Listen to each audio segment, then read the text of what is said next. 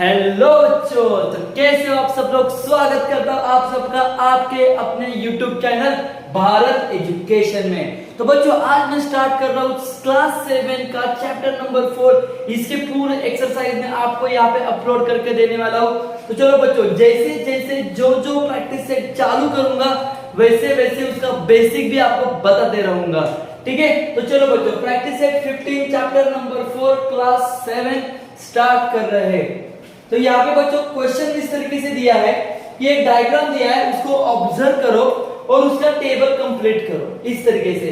Name of the points in the interior, name of the point in the exterior and name of the points on the arc. ठीक है बच्चों, अभी सबसे पहले diagram को देखो। ये डायग्राम के अंदर का पार्ट है मतलब इंटीरियर, ये डायग्राम के बाहर का पार्ट है मतलब एक्सटीरियर। और आर्म, आर्म किसको बोलते हैं बच्चों, देखो अभी ये बेस लाइन है, एक एंगल है, देखो ये क्या है जो रोटेट होता है इसको आर्म बोलते हैं बच्चों। क्या बोलते हैं? आर्म। तो यहाँ पे देखो ये लाइन है और ये क्या हो गया है, पूरा आर्म हो गया है इसका। तो उसके ऊपर कौन से पॉइंट है यहाँ पे लिखने हैं। एकदम सिंपल है, जल्दी से कंप्लीट करते हैं। Name of the point in interior, interior मतलब अंदर। अंदर देखो बच्चों क्या क्या दिख रहा है, आर पॉइंट दिख रहा है, उसके बाद पॉइंट सी दिख रहा है, उसके बाद हम लोगों को बी दिख रहा है, सॉरी बी नहीं, यहाँ पे आर सी, उसके बाद एक्स दिख रहा है, उसके बाद हम लोगों को एक एन दिख रहा है। क्लियर है बच्चों। Now name of the point in the exterior, exterior मतलब इसके बाहर। बाहर कौन से पॉइंट देखो बच्चों, बाहर ये लाइन वाले नहीं है बच्चों, लाइन वाले नहीं लेने हैं। ये देखो ये टी पॉइंट बाहर है, यहाँ पे यू पॉइंट बाहर है, यहाँ पे क्यू पॉइंट बाहर है, यहाँ पे है वी पॉइंट है और यहाँ पे है वाई पॉइंट है। इस तरीके से ये पॉइंट बाहर वाले हैं। और नाउ एक question, name of the point on the arm, arm के ऊपर कौन से पॉइंट देखते हैं। ए डब्ल्यू जी बी लिख दो, फिर ए डब्ल्यू जी और बी। देखो बच्चों ए डब्ल्यू भी लाइन पे है ना, जी है बी है, तो ये सारे पॉइंट्स यहाँ पे हो गए बच्चों ऑन दी आर्म। तो इस तरीके से मैंने कर दिया है क्वेश्चन नंबर 1 कंप्लीट। जल्दी से ले लो बच्चों इसका स्क्रीनशॉट। स्टार्ट करते हैं सेकेंड क्वेश्चन। तो बच्चों आ गया है क्वेश्चन नंबर 2 आपके सामने। तो यहाँ पे बच्चों क्वेश्चन नंबर 2 में देखो क्या बोला है। Name of the pair of adjacent angles are in the figure given below. और आपको ये दो फिगर दिए है, उसका आंसर बताना है बच्चों। सबसे पहले देखो यहाँ पे नया वर्ड आया है एडजेसेंट एंगल।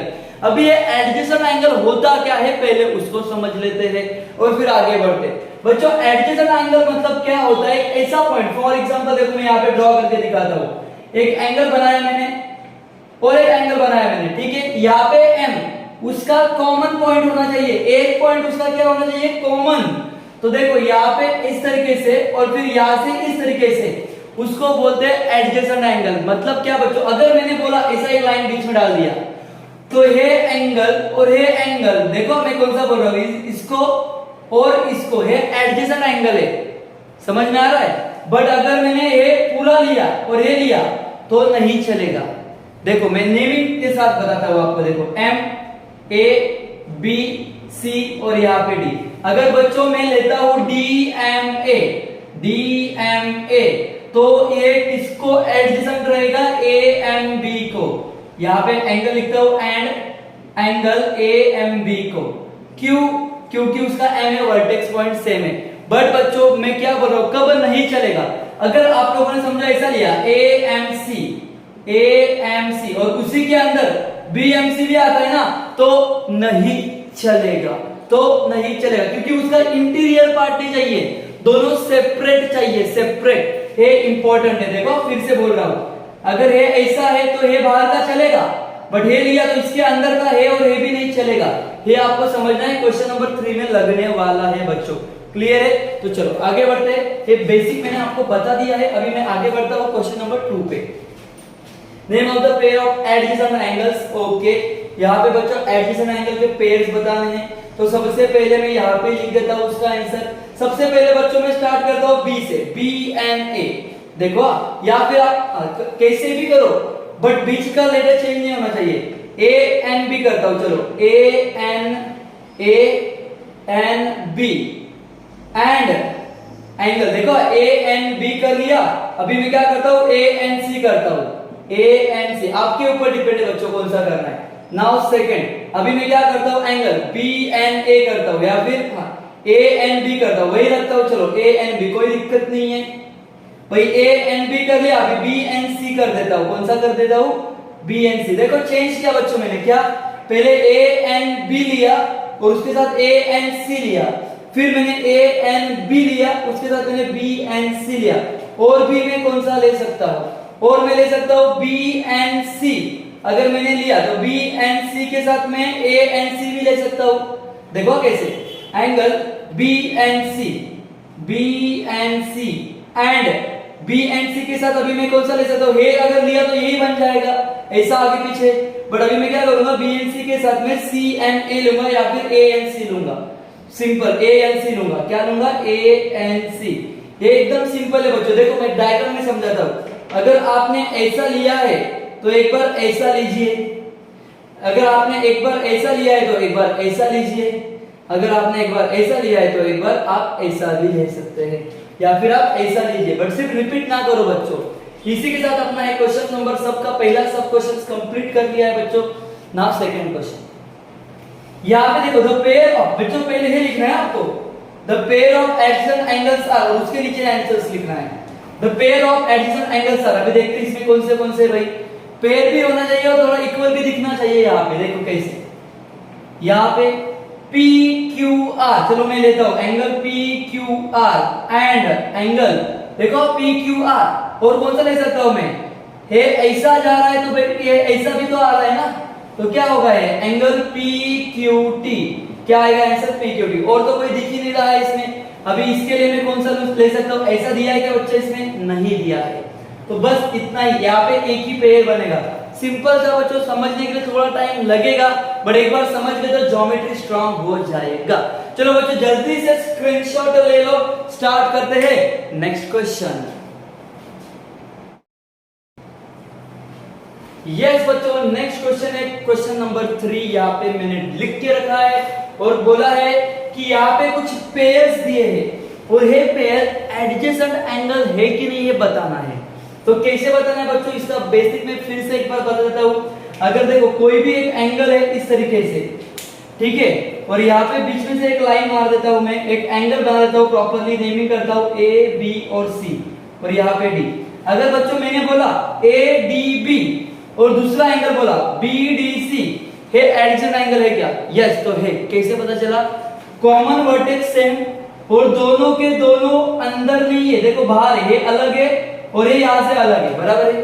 और अभी ये होगा कि एडजेसेंट एंगल कब होगा, ये वो वाला एग्जांपल है कि अभी ऐसे पता चलेगा कि एडजेसेंट एंगल है, बट कब नहीं होगा बच्चों, इट्स मोस्ट इंपोर्टेंट, अगर इसी के अंदर और एक एंगल डाल दिया और इसका नाम है एम, ठीक है, और अगर आपको ऐसा बोला रहेगा बी डी सी, देखो बी डी सी और दूसरा रहेगा एम डी सी, देखो दोनों का वर्टेक्स सेम, बीडीसी के अंदर ही आता है एमडीसी, तो ऐसे केसेस में एडजेसेंट एंगल नहीं बनेगा, नहीं बनेगा, क्योंकि इसका इंटीरियर सेपरेट नहीं है, वो एक्सटीरियर मतलब बाहर बाहर चाहिए, अंदर नहीं चलेगा बच्चों। ये इसका बेसिक कॉन्सेप्ट है जो मैंने आपको समझाया है, इसी के हेल्प से हम लोग करने वाले हैं अभी ये क्वेश्चन कंप्लीट।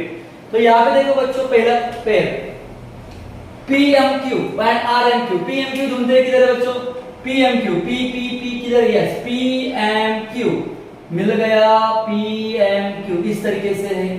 और दूसरा है बच्चों RMQ, यस देखो हे ऐसा खत्म हो गया, है ऐसा खत्म हो गया, दोनों एक के अंदर आए क्या बच्चों, नहीं आए हैं, हे ऐसा है और हे ऐसा है, बराबर है, अलग अलग है ना, कनेक्टेड है बट अलग चाहिए, तो यस यहां पे मैं लिख सकता हूं R एडजेसेंट एंगल, और अगर वो एडजेसेंट एंगल है तो रीजन नहीं लिखना है बच्चों। Now next question, angle RMQ ना, RMQ देखते हैं किधर है, देखो ये बच्चों RM और यहाँ पे Q, चलो मिल गया है, देखो ये डार्क किया है मैंने आपको समझने के लिए RMQ। और दूसरा बच्चों SMR, और ये देखो ऐसा है, क्या बच्चों देखो ये बड़ा वाला है उसी के अंदर है, अगर उसी के अंदर रहेगा तो वो एडजेसेंट एंगल नहीं बनेगा। ये इसका मेन रीजन है। तो यहां पे मैं लिखता हूं आर नॉट एडजेसेंट एंगल। क्यों नहीं है भाई? क्योंकि वो एक के एक अंदर है, बाहर चाहिए थे वो। ठीक है, और इसको रीजन देना है बच्चों आपको। रीजन क्या देना है? Their interiors are not separate. ठीक है, इंटीरियर्स आर नॉट सेपरेट, ये आपका रीजन आ सकता है बच्चों, आएगा नहीं। चलो नेक्स्ट, आरएमएस ढूंढो बच्चों। आरएमएस यहाँ पे यस यस मिल गया भाई, किधर है यस? आरएमएस और इधर से एस। आरएमएस देखो, आपको समझने के लिए मैंने ऐसा बनाया है बच्चों यहाँ पे। चलो ना आगे बढ़ते हैं। दूसरा है आरएमटी। आरएमटी भाई इधर से देखो आप ऐसा, ये आरएमटी बड़ा है और उसी के अंदर आरएमएस आ गया। उसी के अंदर देखो, आरएमटी के अंदर ही आरएमएस आ गया, तो चलेगा क्या भाई? कैसे चलेगा? नहीं चलेगा। तो therefore are not adjacent angle. और रीजन क्या रहेगा बच्चों? जो मैंने यहाँ पे रीजन लिखा है वही आप लोग उठा दो और यहाँ पे लिख दो। क्लियर है बच्चों? जो मैंने आपको थर्ड समझा, इसका रीजन आपको यहाँ पे लिखना होगा बच्चों। Clear? Now next, angle SMT and angle RMS. SMT ढूंढते हैं बच्चों, किधर है SMT? S M और T यहाँ पे मिल चुका है। देखो इधर अभी है, समझने के लिए थोड़ा डार्क ही करता हूँ। SMT T कुछ इस तरीके से है बच्चों। चलो SMT, और दूसरा है RMS। RMS इधर ही देखो बच्चों, बाहर ही है। मतलब एक ऐसा है और एक ऐसा है। कुछ समझ में आ रहा है बच्चों? एक के अंदर एक नहीं आ रहे हैं। देखो है इसके अंदर जरूर है, बट हम लोगों को क्वेश्चन पूछा कैसे है? ऐसे पूछा है। तो ये दोनों एक्सटर्नली कनेक्टेड है। तो यहाँ पे क्या हो जाएगा? यस, बराबर सोच रहे हो आप लोग। क्या आएगा?